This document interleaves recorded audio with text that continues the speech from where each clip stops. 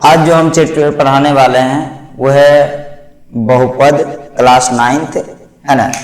Chapter का नाम है बहुपद, ठीक है। तो इसको हम कहते हैं बहुपद। चैप्टर का नाम जो है बहुपद है और इसका होगा पॉलिनोमियल,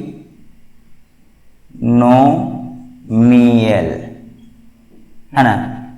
पॉलिनोमियल, है ना। पॉलिनोमियल, ठीक है। पॉलिनोमियल। तो हम सबसे पहले समझेंगे कि बहुपद है क्या।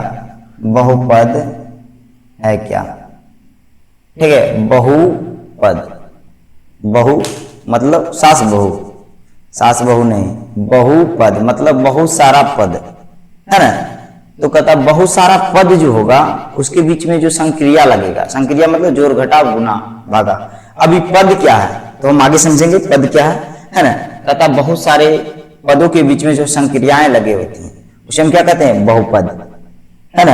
और इसमें हम समझेंगे चर क्या है, अचर क्या है, चर का घात क्या होना चाहिए बहुपद में, है ना। तो सबसे पहले हम लिखते हैं बहुपद की, है ना, व्यवहारिक परिभाषा, है ना, जो आमतौर पर बहुपद शब्दों से हम समझ सकते हैं, ठीक है। कहता है बहुत सारे पदों के बीच लगी संक्रिया, लगी संक्रियाएं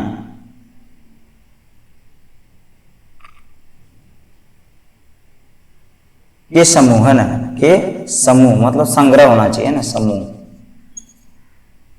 को क्या कहते हैं, बहुपद कहते हैं। बहुपद कहते हैं, क्या कहते हैं, बहुपद कहते हैं। मतलब बहुत सारा पद है, पदों के बीच में क्या लगा, संक्रिया। संक्रिया मतलब क्या हुआ, संक्रिया मतलब हुआ जोड़ घटाव गुना और भागा, है ना। जोड़ घटाव गुना और भागा, जोड़ घटाव गुना और भागा, ठीक है। ये हो गया हमारा संक्रियाएं, ठीक है ना। तो बहुत सारे पदों के बीच में लगेंगे, है ना। अगर बहुपद का अगर सही मायनों में हम समझें तो कहता है कि चर का घात, है ना, धनात्मक पूर्णांक होना चाहिए। तो पहले चर भी तो समझ में आना चाहिए, है ना।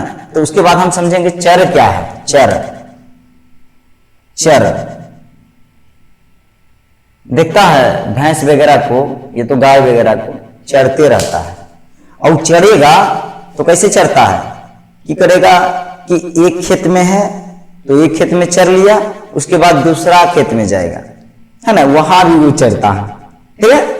और दूसरा से भी मन भर गया, है ना, तो किस में जाएगा, तीसरा में जने, है ना, इसमें जाएगा तीसरा में, और तीसरा से भी चौथा में। मतलब इस प्रकार से वो चरते रहता है ना। उसका मन जो है बदलते रहता है, वो चरते रहता है ना। तो कहता है वैसा राशि जिसका मान क्या है, बदलते रहता है, मान बदलते रहता है। और जीवन में कई लोग ऐसे होते हैं जो हमेशा बदलते रहते हैं, होते हैं ना, जो जीवन में बदलते रहता है, जिनका मन बदलते रहता है उनसे समझिए कुछ भी नहीं हो पाएगा, है ना। और इन बेचारा से भी कुछ भी नहीं हो पाता है, कभी इसका आंसर कुछ, कभी कुछ। तो कहता है वैसा राशि, है ना, वह राशि, वह राशि जिसका मान बदलते रहता है, जिसका मान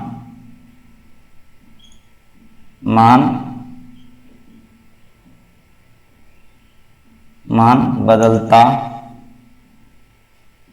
रहता है, ठीक है। वह राशि जिसका मान बदलता रहता है ना। आप लोग समीकरण तो पढ़ेंगे, समीकरण किसे कहते हैं, तो जिसमें दायां पक्ष हो और बायां पक्ष हो, दो पक्ष हो, LHS और RHS हो, है ना। तो जैसे हम एक उदाहरण लेते हैं, जैसे हम एक समीकरण ले लेते हैं, क्या उदाहरण के तौर पर लेते हैं समीकरण में, यहां ले लेते हैं, यहां पर जगह है, यहां ले लेते हैं, ठीक है। यहां पर हम उदाहरण के तौर पर हम समझा देते हैं, जैसे 2x + 3 बराबर क्या है, 10, ठीक है। तो 2x + 3 बराबर में है 10, तो ये क्या है, ये जो है इसको हम कहते हैं चर, है ना, इसको हम क्या कहते हैं, चर। ये चर राशि है, एक्स के साथ गुना है ना। कहता है वह राशि जिसका मान बदलता रहता है। तो किसका मान बदलता है, तो ए बी सी डी, है ना, ए टू जेड का, है ना, ए टू जेड का मान क्या होता है, बदलते रहता है, ठीक है। तो इसमें चर में क्यों ना आ जाएंगे, जैसे में आ जाएंगे एक्स बाई जेड, है ना, जैसे में x comma by comma dot dot बहुत सारे, है ना, etc, ठीक, 26 में से 26 हो सकते हैं, ठीक है। तो यहां पर कहता है चर, देखो एक उदाहरण से समझते हैं, क्या है चर, इसका मान नहीं बदलेगा, 3 है तो 3 सब दिन रहेगा, घर में जाकर लिखे 3, ये तो विद्यालय में लिखे 3, ये तो कहीं बाहर जाकर के लिखे 3 का मान 3 ही रहेगा। लेकिन 2x जो है ना, और इसमें से x का जो मान है बदलेगा, समीकरण बदलेगा तो x का मान भी बदलेगा, मतलब ये चढ़ते रहता है, ये बदले वाला है, पलटू चचा, है ना, पलटते रहता है बेचारा, ठीक है। 2x, तो 10 में से 3 घटाएंगे तो कितना आएगा बताओ, तो 7 आ जाएगा, गुना में 2 दे जाएगा तो भागा में, x का मान कितना है 7/2, 7/2, है ना। और दूसरा समीकरण लेंगे हम, दूसरा समीकरण और लेते हैं, जैसे हम ले लिए 2x + 2 = 10, है ना, तो प्लस में 2 दे जाएगा तो माइनस में, तो 2x प्लस क्या हो जाएगा बराबर बाबू 8, है ना, घटेगा तो प्लस में 2 दे जाएगा तो माइनस में, है ना। समीकरण में जो प्लस में होता है माइनस में होता है, माइनस में जाता है, जो माइनस में होता है वो प्लस में, जो गुना में होता है भागा में, जो भागा में होता है गुना में, है ना। तो यही काम हम वहां पर किए हम, है ना। तो 8 आ गया, अभी गुना में तो दे जाएगा तो भागा में, ठीक है। तो काट देंगे तो कितना आ गया 4, तो x का मान यहाँ 4 है, यहाँ पर क्या है x का मान 7/2, है ना, मतलब 7/2 आया, है ना। तो यहाँ पर क्या है x का मान बदल रहा है, तो x क्या है यहाँ पर चर है, x क्या है चर है, ठीक है। उसी प्रकार से हम बात करते हैं अचर की, तब हम समझेंगे कि पद क्या है, तब हम समझेंगे बहुपद क्या है ना। पहले लोग बता देते हैं कि बहुपद मतलब चर का घात धनात्मक पूर्णांक होना चाहिए, ना उसको धनात्मक पता है ना चर पता है ना, कैसे समझ लेगा। तो क्या बताना चाहिए सबसे पहले, चर और अचर, है ना। उसके बाद हम बात करेंगे अचर के बारे में, इसके बारे में अचर, ये सब क्या है, राशि है, ये सब क्या है, राशि है ना। तो कहता वह राशि जिसका मान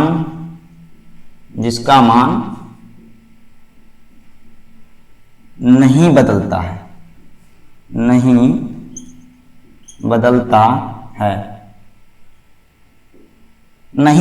रहता है, मतलब नहीं बदलता है, ये बदले वाला नहीं है, एकदम एक अंदर स्थिरता है, देख लो इसको, है कि नहीं, समझ रहा ना कि कभी नहीं हम बदलेंगे, है ना, मौसम की तरह बदल तो ना जाओगे, है ना, गाना है ना, लेकिन ये नहीं बदलेगा, सब बदल जाएगा, मौसम बदल जाएगा, मौसम परिवर्तन हो जाएगा, लेकिन ये नहीं बदलेगा। कौन नहीं बदलेगा, अचर राशि, है ना। तो वह राशि जिसका मान नहीं बदलता है, मतलब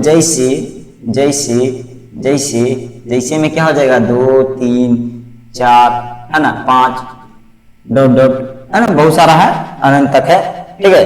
तो वह राशि जिसका मान नहीं बदलता है, ठीक है, समझ में आ रहा ना, ETC लिख देंगे।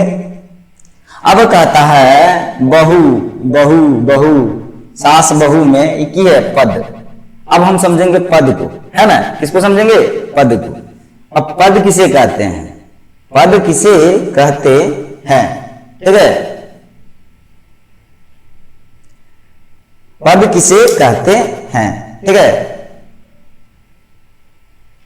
तो इसको हम पहले मिटा लेते हैं, उसके बाद हम बताते हैं पद किसे कहते हैं, ठीक है। उसके बाद हम चर्चा करेंगे कि पद क्या है।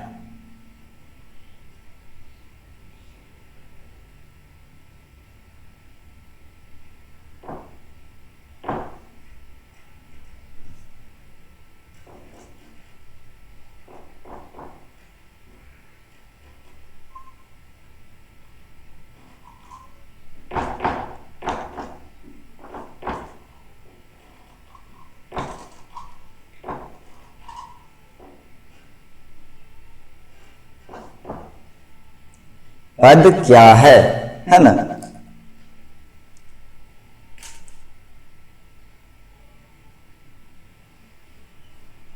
प्रधानमंत्री वाला पद, कौन पद? मुख्यमंत्री वाला पद है ना, कौन सा पद? मतलब कहता है चर और अचर के गुणनफल को हम क्या कहते हैं? पद कहते हैं। चर और अचर को हम क्या कर दे? गुना कर दे, तो क्या कहलाएगा? पद कहलाएगा। क्या कहलाएगा? पद, है ना। हम यही लिखेंगे, चर एवं अचर, है ना, अचर के गुणनफल को, है ना, के गुणनफल को, है ना, क्या कहते हैं? पद कहते हैं। क्या कहते हैं? पद कहते हैं। पद कहते हैं।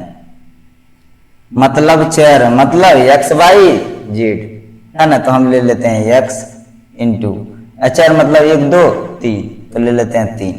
अब बताओ इस दोनों को अगर हम गुना करेंगे तो क्या आएगा? 3x, मतलब ये क्या है? पद है। ये क्या है? पद है। 3x क्या है? पद है। उसके बाद में हम समझेंगे बहुपद, है ना, तब ना इसमें लगाएंगे 3x² प्लस 4x प्लस 5, है ना, तो बहुपद बनेगा। तो ये हो गया हमारा पद। अच्छा बताओ 4 क्या पद है या नहीं है? पहले ये बताओ 4 पद है या नहीं है? तो 4 भी पद है। क्यों? क्योंकि हम 4 इंटू एक्स पर पावर 0 लिख सकते हैं, और किसी भी संख्या पर पावर 0 हो तो उसका मान कितना होता है? 1। घात घातांक में पढ़ाया जाता है ना, इसको हम सिद्ध करके भी कई बार बताए हैं बच्चों को, ठीक है, कि कैसे किसी भी संख्या पर पावर 0 हो तो उसका मान 1 होता है। तो 4 गुना 1 करेंगे तो क्या मिलेगा हमको? बताओ, 4 ही मिलेगा। ये तो हम इसको ऐसे लिख सकते हैं बराबर में 4x पर पावर 0। दिख रहा ना उधर लास्ट में? चलो दिखना चाहिए, नहीं तो लिखना बेकार हो जाएगा। चलो ये हो गया हमारा, क्या हो गया? पद। क्या हो गया? पद। अब बहुत सारा पद आ गया, है ना, एक घाती पद, एक घाती पद, द्विघाती पद, है ना, एक घात है, एक पावर में ऊपर में ये कुछ नहीं थे, यहाँ पर कितना? 1। और किसी में हो सकता है ऐसे कि x² इंटू 3, तो क्या हो जाएगा? 3x²। ये द्विघाती पद है ना, ये पद है, लेकिन इसके ऊपर कितना घात है? 2 घात है ना। तो पद से मिलकर क्या बनेंगे? बहुपद बनेंगे। क्या बनेंगे? बहुपद का निर्माण होगा, है ना। बहुत सारे पदों के मेल को हम क्या कहेंगे? बहुपद कहेंगे, ठीक है। और बहुपद की पहचान होता है, बहुपद की अपनी एक पहचान होता है कि कौन बहुपद है या कौन बहुपद नहीं है। यदि पावर में ऋणात्मक हो, माइनस में हो पावर में, है ना, x पर पावर -2, तो बहुपद नहीं कहलाएगा। क्लियर है? तो इसको हम समझते हैं सबसे पहले। तो वहां पर तो हम लिख ही दिए थे कि बहुपद किसे कहते हैं? बहुत सारे पदों के बीच में जो संक्रियाएं लगी होती है उसके समूह को, उसके संग्रह को, है ना, हम क्या कहते हैं? बहुपद कहते हैं। अब हम लिखेंगे, अब हम जो है आगे बढ़ेंगे, वो होगा हमारा बहुपद का, सबसे पहले बहुपद की पहचान, है ना, उसके बाद हम क्या बता देते हैं? बहुपद की पहचान। तो पहचानना कैसे है? बहुपद की पहचान, है ना, बहुपद की पहचान। इसमें बहु और पद दोनों की पहचान करना है, ठीक है ना। चलो ठीक है। तो कहता है कि यदि बहुपद में, है ना, चर का घात, किसका घात? चर का घात। कितना लोग कहता है? x का घात। अरे तो वही तो है चर, है ना। बहुपद में चर का घात हमेशा क्या होना चाहिए? धनात्मक पूर्णांक होना चाहिए। धनात्मक मतलब प्लस में होना चाहिए। कैसे होना चाहिए? प्लस में, ठीक है। तो कहता बहुपद की पहचान में, बहुपद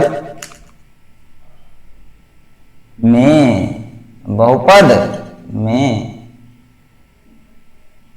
चर का घात, है ना, चर का घात धनात्मक पूर्णांक होना चाहिए। धनात्मक मतलब प्लस वाला होना चाहिए, है ना। कैसा होना चाहिए? प्लस वाला, धनात्मक पूर्णांक। पूर्णांक संख्या पढ़ा है ना, वो पूर्णांक संख्या है कि नहीं? धनात्मक पूर्णांक होनी चाहिए। नहीं होगा तो बहुपद नहीं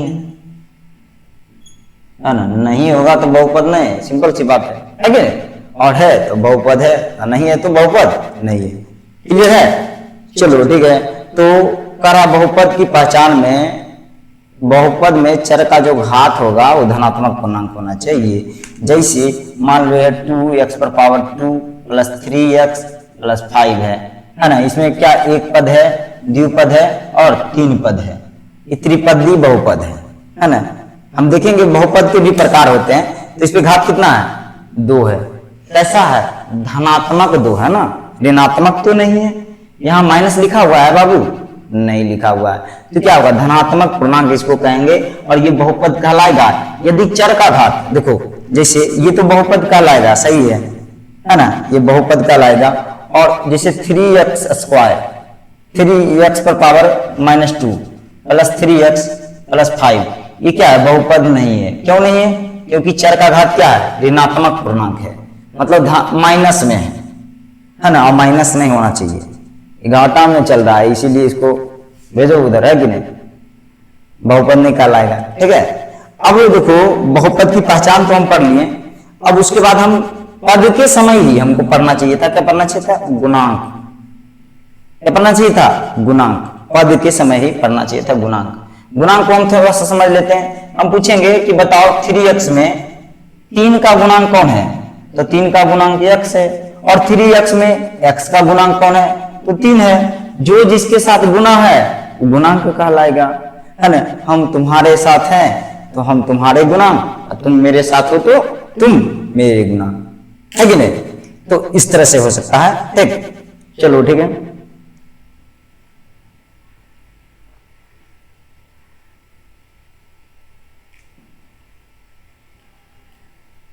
गुणांक का भी परिभाषा लिख देते हैं ताकि सही होगा, है ना।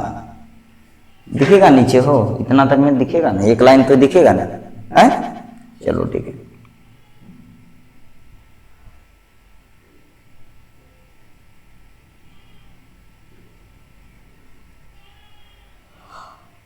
लिखेंगे बहुपद के गुणांक, बहुपद के गुणांक, है ना। तो बहुपद में चर का गुणांक अचर होगा और अचर का गुणांक कौन होगा? चर होगा, है। चर का गुणांक क्या होगा? अचर होगा और अचर का गुणांक कौन होगा? चर होगा। ठीक है। एकदम आसान भाषा में, फॉर्मेलिटी निभाना नहीं है, हम एकदम समझाएंगे, बस समझाने से नाता है ना। परिभाषा जो है ना अलग ढंग का होगा, थोड़ा सा हटकर होगा। बहुपद के गुणांक, बहुपद के गुणांक, है ना, के गुणांक। ठीक है। बहुपद के गुणांक मतलब बहुपद में चर का गुणांक अचर होता है और अचर का गुणांक चर होता है ना। बहुपद में चर का गुणांक, किसका गुणांक? चर का गुणांक अचर, अचर, है ना। और अचर का गुणांक, अचर का गुणांक कौन होगा? चर। अचर का गुणांक कौन होगा? गुणांक चर।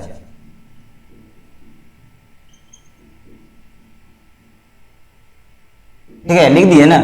जैसे इसमें बात करें, है ना, इसमें देखो क्या 3x, तो 3x में 3 का गुणांक कौन है? अच्छा 3x कैसे बन पाया है? जब उसके साथ x गुना हुआ तब ना। तो 3 के साथ गुना है x, तो 3 का गुणांक x है और x का गुणांक कौन है? 3। ठीक है। हालांकि इसमें मुख्य रूप से पूछा जाएगा तुमसे कि 3 का गुणांक कौन है? तो x। ठीक है। चलो आगे बढ़ते हैं। हम बहुपद की बात कर लिए ना, बहुपद किसे कहते हैं। चलो ठीक है। बहुपद के गुणांक के बारे में भी बात कर लिए हैं, है ना। अब हम थोड़ा सा बात कर लेते हैं पद के बारे में भी हम बात कर लिए, है ना। अब बचा है हमारा बहुपद का घात। बहुपद का घात, तो बहुपद का घात हम पढ़ेंगे।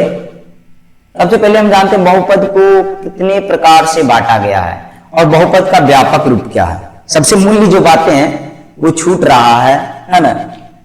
वो है बहुपद का व्यापक रूप। मूल रूप क्या है? मूल रूप क्या हो सकता है ना, समझ में आ रहा ना, मूल रूप। और उसी रूप पर कई रूप चलेंगे, है कि नहीं, वो क्या है, व्यापक रूप है ना, वैसा रूप सब में देखने को मिलता है। ठीक है, बात समझ में आ रहा है। किसी वंश में, ये तो किसी खानदान में क्या होता है, दादा परदादा से सबका चेहरा मिलेगा, थोड़ा मिले, कम मिले, ज्यादा मिले, तो दादा परदादा जी क्या हो गए, व्यापक रूप हो गए, है ना। चलो ठीक है, इसको मिटा देते हैं। उसके बाद हम समझते हैं बहुपद का व्यापक रूप, है ना, बहुपद का व्यापक रूप।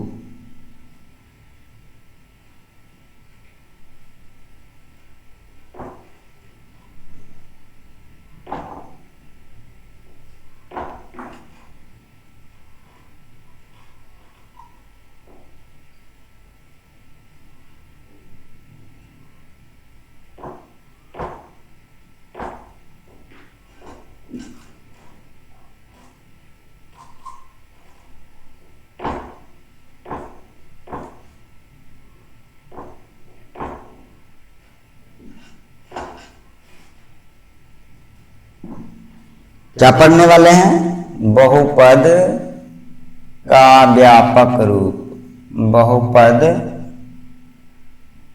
का व्यापक रूप। तो बहुपद का जो व्यापक रूप होगा वो हो जाएगा ax² plus bx plus c बराबर 0, है ना, बराबर में क्या होगा, 0। हम ये भी बताएंगे, है ना, हो सकता है इस लेक्चर में ना बता पाए, अगले लेक्चर में बताएंगे। ये तो कभी भी जरूर बताएंगे कि बहुपद का अध्ययन हम लोग क्यों कर पाते हैं, है ना। बहुत सारे जीवन की समस्याएं हैं, उसको सॉल्व करने के लिए, है ना, कई ऐसे भाषा वाला क्वेश्चन होते हैं जिसमें क्या होता है, बहुपद का इस्तेमाल होता है, बहुपद का प्रयोग होता है। ठीक है, तो ये हो गया बहुपद का व्यापक रूप। इसमें जो तुमको दिख रहा होगा ABC, है ना, क्या है बाबू, A, B, C, ये सभी क्या है, ये सभी है अचर, क्या है, अचर है।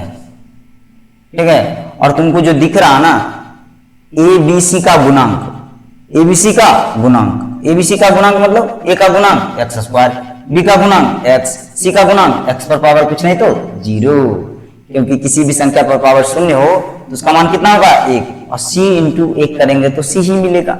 ठीक है, तो कहता है कि ABC अचर है, ABC क्या है, अचर है, और ABC का गुणांक, ABC का गुणांक, गुणांकवा जो है वो क्या है, गुणांक है चर, क्या है, चर। तो चर में कौची कौची है, तो x² है, x है, और x पर पावर 0 है। ठीक, इसको लिख देते हैं थोड़ा सा, A के लिए है, और ये किसके लिए है, तो B के लिए है, और ये के इसके लिए है। ठीक है, बात समझ में आ रहा है ना, ये A के लिए है, और ये B के लिए है, और ये C के लिए है।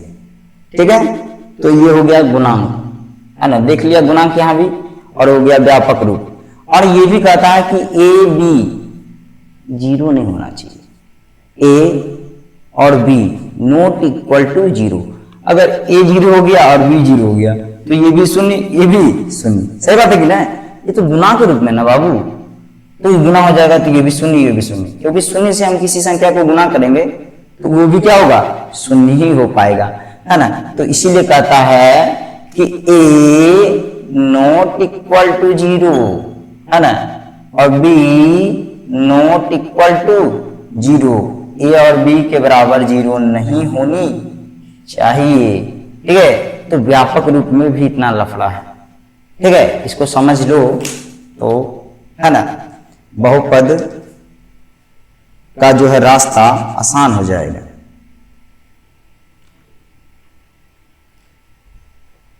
अब हम समझेंगे बहुपद का घात, तो हम आगे समझेंगे, है ना, पहले। अब उसके बाद हम जान लेते हैं बहुपद को 2 आधार पर बांटा गया है। कितने आधार पर, 2 आधार पर, है ना, बहुपद को 2 आधार पर। इसके व्यापक रूप की जगह पर हम कोई बहुपद लेकर दिखा देते हैं थोड़ा सा, जैसे 3x², ठीक है, प्लस 4x प्लस 5 है। तो यहाँ पर A का मान क्या हुआ, 3, B का मान को क्या हुआ बाबू, 4, और C का मान क्या हुआ, 5। अब 5 इंटू x पर पावर 0 लिख देंगे तो कोई गलत है कि, कोई गलत कह देगा नहीं, क्योंकि x पर पावर शून्य हो तो उसका मान कितना होता है 1। 5 इंटू 1 क्या होगा 5, बराबर में क्या लिख दो 0। ठीक है, ये हो गया LHS और RHS, है ना, LHS और RHS। ठीक है, तो ये हो गया। अब हम बात करेंगे थोड़ा सा, एक और चीज छूट रहा है, ये बहुत कुछ छूट जाता है और जीवन में भी बहुत कुछ छूटता है, वो है बहुपद का शून्यक, है ना। शून्यक, शून्यक किसे कहते हैं, है ना, ये छूट रहा है। तो शून्यक को भी हम समझ लेते हैं सबसे पहले। ठीक है, शून्यक कहता है चर का वह मान जो पूरे बहुपद को क्या कर दे, शून्य। अच्छा बताओ, इधर 0 लिखा है, मतलब कौन सा है, इधर 0 लिखा है मतलब कौन सा है बताओ, राइट साइड, राइट साइड हुआ ना ये, और ये हुआ लेफ्ट साइड। ठीक है, राइट साइड ये हुआ, लेफ्ट साइड ये हुआ, तो ये राइट साइड 0 है तो इस तरफ भी तो 0 होना चाहिए। इसका मतलब है कि x के जगह पर हम क्या रखें, x के जगह पर हम क्या रखें कि क्या हो जाए 0 के बराबर, क्योंकि लिखा ही है ना, तभी तो कथन सत्य हो पाएगा। तो देखो शून्यक समझना आसान हो गया। कहता चर का वह मान जो पूरे बहुपद को क्या कर दे, शून्य कर दे, है ना। दिखता है ना, एक आलू क्या करता है, पूरे आलू के ढेर को सड़ा देता है। ठीक उसी प्रकार से चर का एक मान अगर रखेंगे बहुपद में, सबको शून्य कर देगा, सबको एकदम 0, है कि नहीं। 0 से क्या बना देगा 0। तो कहता है बहुपद का शून्यक, बहुपद का शून्यक,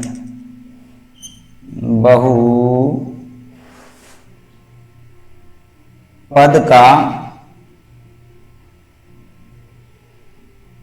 शून्यक।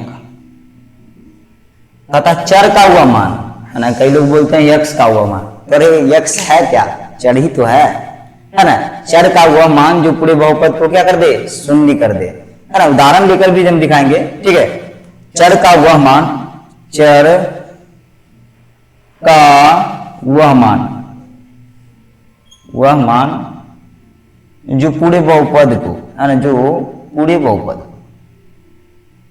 बहुपद को शून्य कर दे। क्या कर दे बाबू, पूरे बहुपद को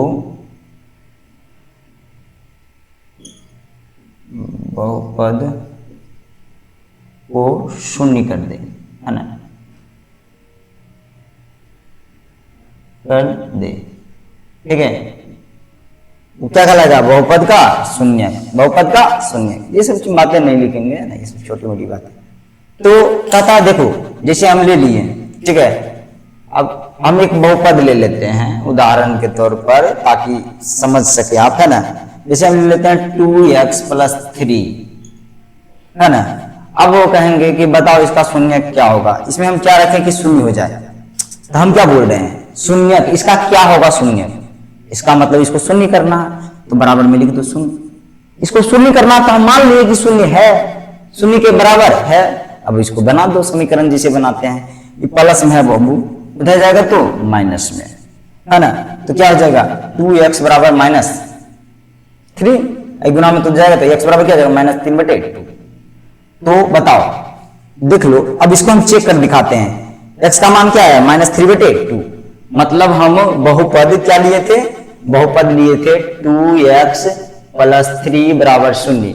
अब x की जगह पर क्या रखना है, x का मान क्या है बताओ, यहां देखकर बताओ, -3/2 आया है ना। x का मान क्या है -3/2, तो 2 × -3/2 कर देते हैं, और +3 = 0, तो 2 से 2 खत्म, -3 + 3 = 0, माइनस प्लस खत्म, 0 = 0, है ना।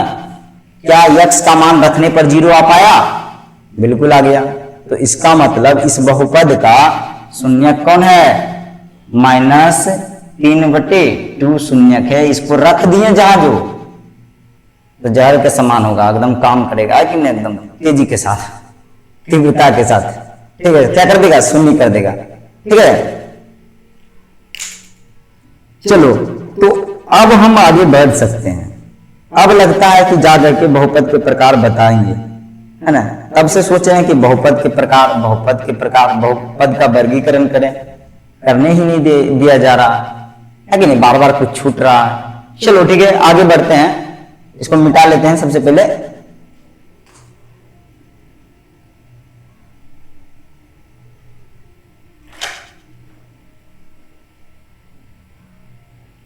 टाइम भी देखते हुए चलना है। काफी तेजी के साथ हम समझाना चाहेंगे इस चैप्टर को, थोड़ा सा तेजी से चलते हैं इस बार।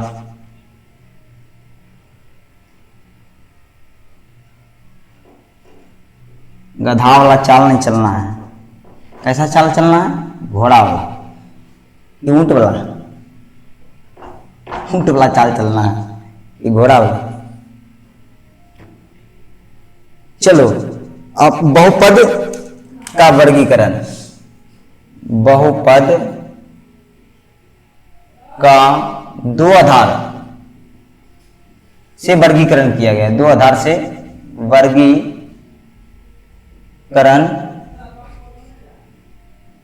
किया गया है। ठीक है, दो आधार से वर्गीकरण किया गया। सबसे पहला क्या वर्गीकरण है? सबसे पहला जो वर्गीकरण है वो है पद के आधार पर। किसके आधार पर? पद के आधार पर, है ना। रफा सफा कर देते हैं इस तरह से, ठीक है। पद के आधार पर और क्या है? घात के आधार पर। पद के आधार पर और घात के आधार पर, ठीक। सबसे पहला है पद के आधार पर, है ना। पद के आधार पर, आधार पर, ठीक है। और है दूसरा घात के आधार पर, है ना, घात के आधार पर। अब घात क्या है इसी में हम समझ लेते हैं। घात के आधार, घात के आधार पर, ठीक है। तो हम इसी में समझ लेंगे कि घात क्या है। सबसे पहले हम समझते हैं पद के आधार पर। तो पद के आधार पर यदि एक पद हो तो एक पद्दी, है ना, एक पद्दी बहुपद जिसमें एक पद हो, है ना, एक पद्दी बहुपद, ठीक है। और दूसरा जो हो जाएगा हमारा, हो जाएगा वो द्विपदी। क्या होगा? द्विपदी बहुपद, ठीक है। और तीसरा जो हो जाएगा हमारा वो हो जाएगा त्रिपदी बहुपद। क्या हो जाएगा? त्रिपदी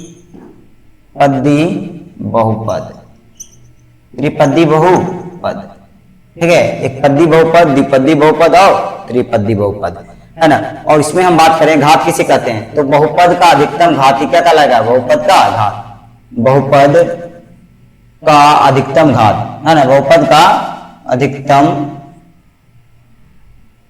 घात ही बहुपद का घात कहलाता है। ही क्या कहलाता है? बहुपद का घात कहलाता है, घात कहलाता है। जैसे हम बात करते हैं, जैसे हम एक बहुपद ले लिए 3x³ + 4x + 5, तो बताओ इसका अधिकतम घात कितना है? 3। सबसे बड़ा घात कितना है? 3। इसमें कितना घात है? 1। इसमें कितना घात है? 0, है ना। तो इसका क्या घाती बहुपद कहलाएगा? त्रिघाती बहुपद। क्या घाती? त्रिघाती। तो घात के आधार पर बहुपद 3 प्रकार के होते हैं। एक घाती बहुपद जिसको हम रैखिक बहुपद भी कहते हैं। क्या कहते हैं? रैखिक बहुपद भी कहते हैं, है ना। तो ये हो गया एक घाती बहुपद, एक घाती बहुपद जिसको हम कहते हैं रैखिक बहुपद। क्या कहते हैं? रैखिक बहुपद, ठीक है। और दूसरा जो हो गया द्विघाती बहुपद। क्या हो गया? द्विघाती बहुपद, है ना, द्विघाती बहुपद, ठीक है, द्विघाती बहुपद, ठीक है। और तीसरा जो हो गया वो हमारा त्रिघाती बहुपद। क्या हो गया? त्रिघाती बहुपद, त्रिघाती बहुपद, ठीक है। यहां से हम लिखेंगे तो एक घाती में क्या होगा? अच्छा, एक पदी में क्या होगा? एक पद, मतलब एक ही पद होंगे। जैसे 2x, है ना, क्या रह जाएगा? 2x, ठीक है। और अगर शून्य निकालना तो बराबर में चीज है ना, 2x। ये तो 3 ले लिए। 3 क्या है? घाती बहुपद। 3 भी बहुपद है। क्यों? क्योंकि हम इसको लिख सकते हैं 3x × 0। ये पद है तो ये भी बहुपद है। एक पद है ना, एक पदी बहुपद कहलाएगा, लेकिन बहुपद है, ठीक है। तो कोई अचर, जो अचर होता है, अचर राशि भी क्या है? बहुपद है, क्योंकि उसके जो घात होंगे वो क्या होंगे? धनात्मक पूर्णांक होंगे। 0 क्या है? शून्य ना, तो ना तो धनात्मक है ना तो ऋणात्मक है।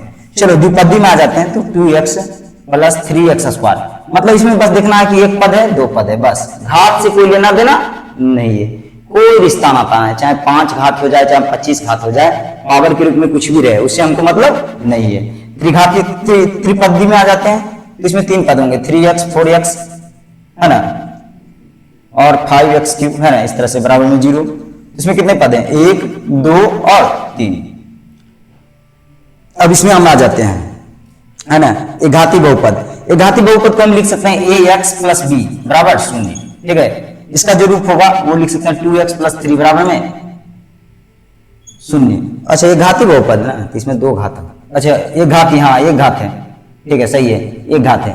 घात कितना है, एक। पद से हमको मतलब नहीं इसमें, देखो पद वाला जो है, पद के आधार पर जब वर्गीकरण होगा उस समय हमको घात से कोई लेना देना नहीं है, और जब घात के आधार पर वर्गीकरण होगा तो पद से लेना देना नहीं है, पद कहीं भी हो उससे मतलब नहीं है ना। इसमें एक और पद जोड़ सकते हैं, कोई दिक्कत नहीं है, लेकिन एक घात होना चाहिए अधिकतम, है ना। जैसे एक पद और जोड़ देते हैं 5, अब कहेगा सर जी दोनों जोड़ेंगे तो एक फिर से तो 8 ही होगा, एक ही पद हुआ है ना। हाँ वही बात है, तो कम से कम घात तो एक हो रहा है। चलो ठीक है, अब कहता है द्विघाती बहुपद, मतलब अधिकतम घात कितना होना चाहिए, 2, है ना। 2 से अधिक हो जाएगा तो वो, है ना, 2 से अधिक अगर घात है तो वो त्रिघाती है, तो बहुत सारा घात हो सकता है ना। तो अधिकतम घात इसका कितना है, 2। इसका व्यापक रूप क्या हो जाएगा, ax square plus bx plus c बराबर में 0, और त्रिघाती का क्या हो जाएगा, ax cube plus bx square plus cx है ना प्लस d बराबर में 0। 3 घात 2 घात 1 घात और 0 घात, है ना। घाती बहुपद में देख सकते हैं कि चर का जो घात है वो घटते क्रम में जा रहा है ना। पहले 3 घात फिर 2 घात फिर 1 घात फिर 0 घात। जरूरी नहीं है कि इस क्रम में हो सकता है 3 घात हो और 2 घात ना हो, 1 घात हो, तब पर भी ये क्या कहलाएगा, त्रिघाती बहुपद, है ना। इसका जो हम ले लेते हैं 3x cube plus 4x square plus 5x plus 6 बराबर में 0, है ना। तो इस प्रकार से हम ले सकते हैं, कोई दिक्कत नहीं है, ठीक है। तो आज के लिए इतना ही, यहां तक ही सफर था हमारा। अब मिलते हैं दोबारा, है ना।